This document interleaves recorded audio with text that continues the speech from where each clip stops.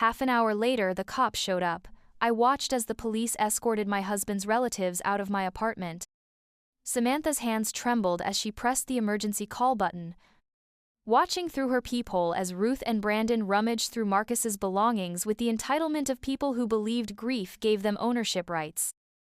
Her husband had been dead for exactly 1 week, and his family had already decided she was no longer worthy of the life they'd built together in their Denver apartment.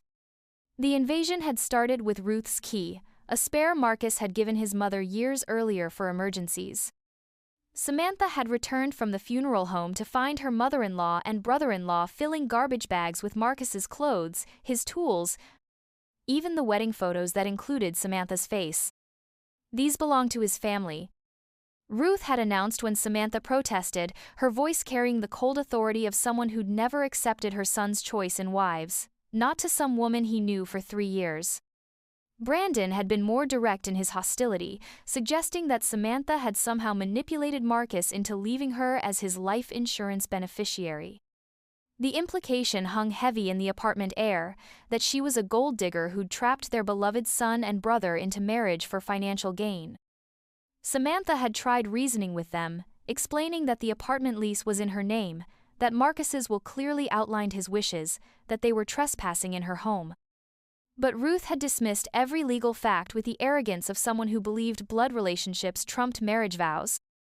The breaking point came when Brandon started disconnecting Marcus's computer, claiming it contained family photos that didn't belong to her anymore. Samantha realized they weren't just taking his belongings, they were systematically erasing evidence of her marriage, as if she could be deleted from Marcus's life story through the simple act of removing her presence from his possessions.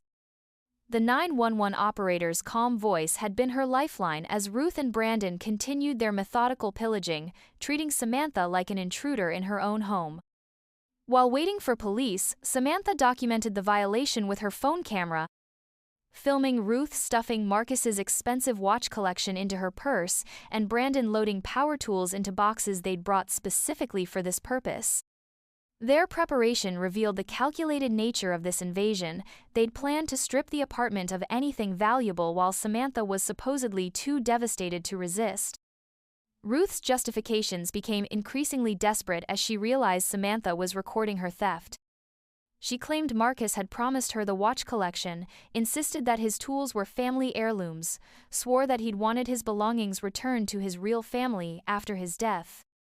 Each lie came easier than the last, building a fictional narrative where Samantha was the outsider who'd temporarily disrupted their family's natural order. Brandon's aggression escalated when he noticed the camera, demanding that Samantha stop filming and threatening to take her phone by force.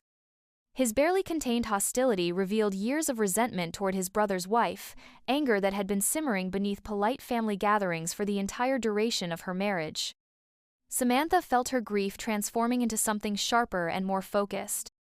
These people were using Marcus's death as an opportunity to punish her for existing in his life, treating her widowhood as a temporary inconvenience that would soon allow them to reclaim their son and brother completely. The cruelest part was how they spoke about Marcus as if Samantha had never known him at all. Ruth described a son who would have wanted his family to inherit everything, ignoring the man who'd spent 3 years building a life with his wife. Brandon reminisced about childhood memories, implying that Samantha's recent arrival in Marcus's life made her connection to him somehow less legitimate than their lifelong bond. When sirens finally became audible outside, Ruth and Brandon exchanged panicked glances, clearly not having expected Samantha to involve law enforcement in what they considered a family matter. Half an hour later, the cops showed up. Samantha watched as the police escorted Marcus's relatives out of her apartment, their garbage bags of stolen belongings confiscated as evidence of trespassing and theft. Ruth's indignant protests about family rights fell flat when confronted with the legal reality that spouses have stronger claims than parents to a deceased person's estate. Officer Martinez had been thorough in documenting the violation, photographing the damage to Samantha's sense of security along with the tangible evidence of Ruth and Brandon's attempted theft. The police report would serve as crucial documentation if Marcus's family tried to contest his will or claim they had rights to his possessions. Brandon's final words as he was escorted out revealed the depth of his family's resentment. They'd never forgiven Marcus for choosing Samantha over their expectations for his life.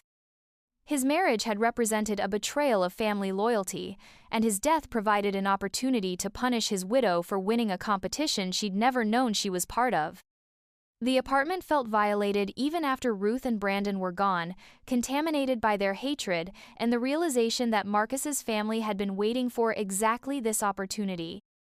Samantha understood now that their polite tolerance during family gatherings had been a performance, masking years of planning for the moment when they could eliminate her from Marcus's story.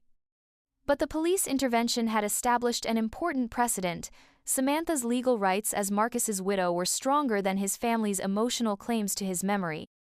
Ruth and Brandon had overplayed their hand, transforming their grief into criminal behavior that would now be documented in court records. As Samantha surveyed her ransacked home, she felt something unexpected alongside her anger and violation, relief that Marcus would never know how quickly his family had revealed their true feelings about his wife. He died believing his mother and brother had accepted his marriage, sparing him the pain of discovering their conditional love had never extended to the woman he'd chosen to build his life with. The restraining order she'd file tomorrow would ensure they never had another opportunity to weaponize their grief against her healing.